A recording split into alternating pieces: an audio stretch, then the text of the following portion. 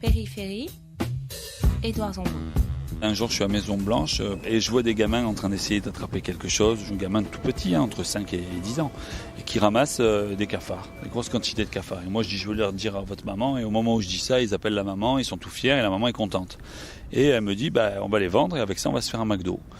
Et je lui demande où elle va les vendre. Elle me dit dans un bar de tel quartier. Et après, j'en sais pas plus. Je vais pas avec elle pour pas la griller. Et là, il se passe plusieurs années parce que c'est finalement en 2013 que j'ai la réponse. Donc, il se passe beaucoup de temps où je mange avec un flic et je lui fais remarquer que l'immeuble dans lequel on mange a totalement changé, que la population est plus du tout la même. Il me dit c'est pas ce qui leur est arrivé. Ils ont eu des cafards et il m'explique que des petits voyous du quartier avaient, à la demande d'autres voyous encore plus gros, avaient amené des cafards pour les jeter dans l'immeuble. Et le lendemain, les services de l'hygiène ont été appelés. Et évidemment, tout le monde a été expulsé, y compris ceux qui avaient un bail. C'était une bonne solution pour virer tout le monde. Et ceux qui bénéficiaient de tout ça, alors complice ou non, on peut rien dire. Toujours est-il que ceux qui bénéficiaient de tout ça, c'était Lone Star, un fonds de pension américain. 1% des 1% les plus riches du monde. C'est-à-dire des cafards tout en bas, à 5 centimes le cafard, et 1% des plus riches du monde en haut. Philippe Pujol, je suis l'auteur de La Fabrique du monstre, aux éditions Les Arènes. Quel monstre se fabrique à Marseille aujourd'hui ? Pour certains, c'est la misère, pour d'autres, c'est les quartiers nord, pour d'autres, c'est le Front National. Moi, je trouve que tout ça, tous ces symptômes, pour moi, ce sont les conséquences d'un monstre. Et ce monstre-là, c'est la République malade. C'est une démocratie qui est prise dans des dysfonctionnements qui vont du clientélisme jusqu'à la corruption. Vous dites de Marseille qu'elle l'accueille en son sein le quartier le plus pauvre de France et la cité la plus pauvre d'Europe. Alors, la Callister est la cité la plus pauvre d'Europe, selon des indicateurs divers, une étude qui s'appelle l'étude Compass. Et le quartier de Saint-Mauran, plus particulièrement l'île aux Gaillards dans ce quartier de Saint-Mauran, est un quartier là aussi, selon la même étude, extrêmement pauvre. Il suffit de s'y promener. Là, on n'est pas dans les quartiers nord, on est au centre de la ville. Il suffit de s'y promener pour comprendre à quel point l'habitat est dégradé. Et ensuite, au niveau social, c'est-à-dire l'emploi principalement, il y a pratiquement rien, quoi. Il y a des îlots de pauvreté, il y a des poches de pauvreté incroyables à Marseille qui sont assez faciles d'accès en plus. Ce ne sont pas des lieux très compliqués à atteindre. Toute l'ironie marseillaise est dans le mot de la Callister, ça veut dire la plus belle. Et la plus belle de ces cités, c'est la plus pauvre. Et en plus, c'est l'une des plus au nord de la ville. C'est l'avant-dernière la plus au nord. La plus au nord s'appelle la solidarité. Si on veut rester dans les symboles, il est beau celui-là aussi. Et c'est l'une des plus belles vues de la ville, Callister. C'est une vue incroyable. Ce que vous décrivez dans La Fabrique du monstre, c'est une ville au développement social séparé. Vous donnez l'illustration de cet apartheid social et territorial. Oui, c'est vrai. C'est vrai qu'à Marseille, ça se voit bien. Ça ne veut pas dire que ça n'existe qu'à Marseille. Ça veut dire qu'à Marseille, c'est visible. Pourquoi ? Parce que les banlieues sont dans la ville. On appelle ça les quartiers nord. Moi, j'appelle ça les quartiers de la relégation. Quartier nord, c'est devenu un label. C'est-à-dire que même dans le sud de la ville, la cité La Caillole, par exemple, c'est aussi des quartiers nord. Et en même temps, on a des quartiers très riches. Donc, par exemple, nous, il y a la Cadenelle, le Roucas Blanc à Marseille. Marseille condense ça. Mais en plus, Marseille a toutes les qualités et tous les défauts qui sont accentués par rapport au reste de la France, pour plein de raisons que j'explique dans le livre. Mais les clientélismes marseillais existent partout, mais chez nous, il n'y a plus que ça. À Marseille, tout est pire ou tout est mieux. Périphérie. Périphérie.fr. Marseille, son seul développement économique, si on peut appeler ça comme ça, c'est la vente à la découpe, le foncier, l'immobilier, la vente à la découpe de la ville. C'est une rente immobilière, une rente foncière.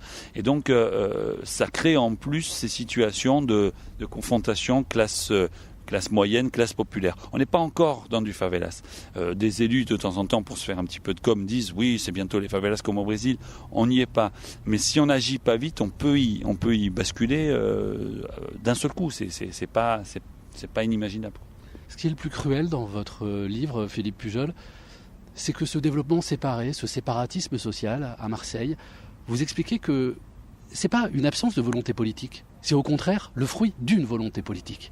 Il faut beaucoup d'efforts pour que rien ne change. C'est l'immobilisme marseillais, en fait, à l'intérieur du navire, ça se débat, ça bouge. Ce sont les clientélismes. On va faire simple. Pour acheter des gens avec presque rien, il faut qu'ils aient eux-mêmes le moins possible. C'est-à-dire qu'on achète des gens d'une cité, on achète les voix des gens d'une cité avec des cacahuètes quand ils n'ont rien.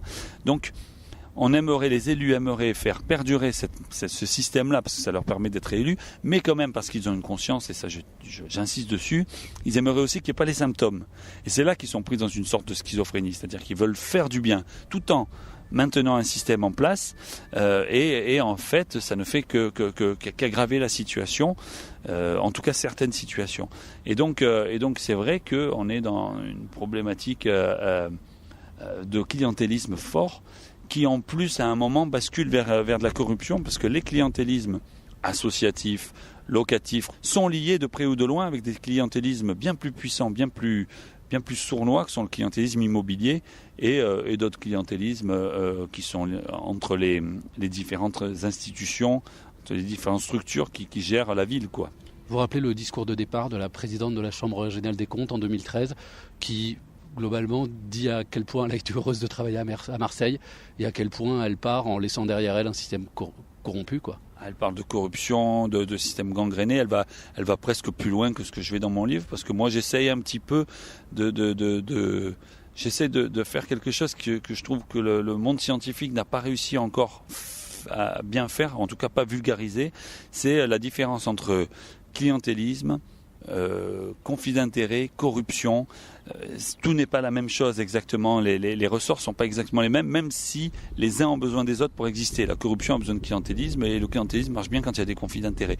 Toujours est-il que il y a un problème de définition. Et c'est vrai que là, la présidente a voulu marquer un coup fort et a demandé, a dit tout simplement qu'il y avait une corruption quasi globalisée dans certains secteurs.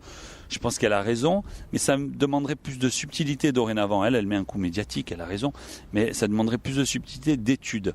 Parce qu'en fait, tout ne se fait pas avec une réponse judiciaire. Le clientélisme, la justice ne peut pas faire grand-chose dessus. C'est la politique qui peut essayer de régler le clientélisme. Donc c'est pour ça qu'il faut vraiment savoir si on a affaire du clientélisme, du conflit d'intérêt ou de la corruption. Ce que vous décrivez aussi, et peut-être c'est ça la fabrique du monstre, c'est le chacun pour soi. C'est vrai que chaque niveau de délinquance exploite le niveau supérieur, exploite le niveau inférieur. Et donc tout le monde a besoin de l'autre pour sa magouille. Et en fait, c'est du chacun pour soi au final, parce que chacun ne pense qu'à son petit système, son petit trafic, ou gros trafic quand on est en train de parler de trafic, je dirais, électoro-politique. Donc là, on parle de gros trafic à ce moment-là. Mais chacun est sur son propre système. Qu'est-ce que ça veut dire ? Ça veut dire tout simplement qu'on n'est pas dans une volonté de changement, on est dans une volonté d'inertie, et surtout que chacun, dans son propre système, en soit le patron, en soit le meilleur. Donc un petit dealer veut être le meilleur petit dealer de sa cité. Un gros dealer veut être le meilleur gros dealer de 4-5 cités. Et des grands groupes de l'immobilier veulent essayer d'avoir le plus de terrain pas cher, subventionné, et en plus construire des trucs le moins cher possible dessus, qui seront dégradés dans 20 ans et qu'on pourra refaire à nouveau le même système, quoi. Donc chacun pense à son intérêt personnel, l'intérêt collectif est vraiment quasiment totalement oublié dans cette ville. C'est là que la République ne tient pas sa promesse, le contrat social n'est pas respecté. Et à un moment, j'ai cette phrase très dure, je dis les Marseillais ne sont jamais mieux asservis que par eux-mêmes. Et j'ai bien peur que dorénavant on soit là-dedans, quoi. Vous l'aimez toujours, votre ville de Marseille ? Je l'ai toujours aimé, je l'aime toujours.